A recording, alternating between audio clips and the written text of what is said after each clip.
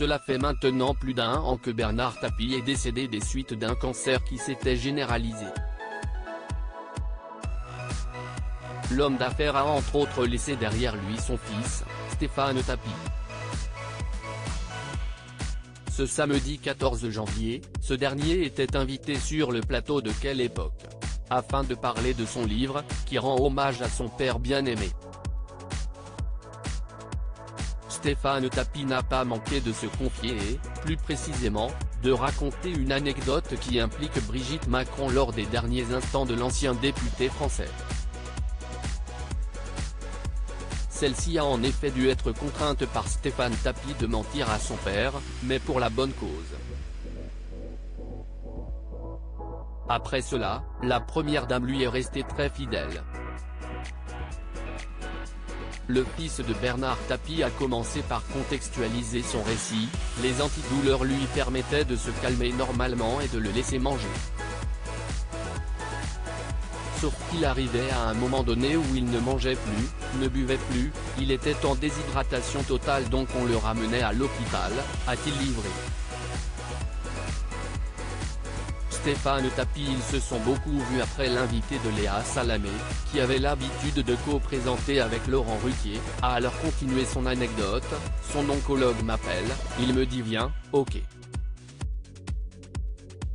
Il est arrivé à 10 h, il est minuit, il me dit qu'il veut partir. Je lui dis non, il part pas. Il me dit oui, mais là il veut partir. Et là il me dit il faut que tu me trouves une idée, a-t-il déclaré avant d'expliquer le rôle qu'a joué la première dame. Quelques jours avant j'avais vu que Brigitte voulait le voir, j'ai dit je vais tenter le coup quand même. Donc je lui envoie un message, bonjour madame, est-ce que vous pouvez me rappeler? Elle m'appelle. Je vous la fais très courte, j'ai besoin qu'il reste 5 jours à l'hôpital. Est-ce que vous pouvez mentir et lui dire que vous allez venir jeudi le voir? On est lundi. Elle me dit mais pourquoi faire? Et je lui dis il restera, s'il sait que vous venez le voir à l'hôpital, il restera. Elle m'a dit bon, vous savez mentir. A-t-il raconté. Toutefois, sous la contrainte mais pour la bonne cause, Brigitte Macron s'est pliée à l'exercice, et elle l'appelle, au moment où je rentre dans la chambre.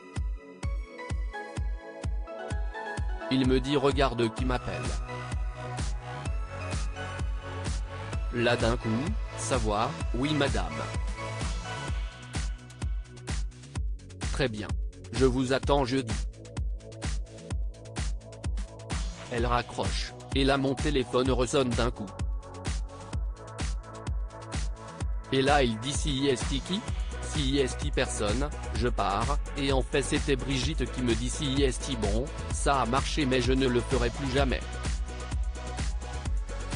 Et elle l'a fait, ça a été adorable et ils se sont beaucoup vus après, a-t-il conclu.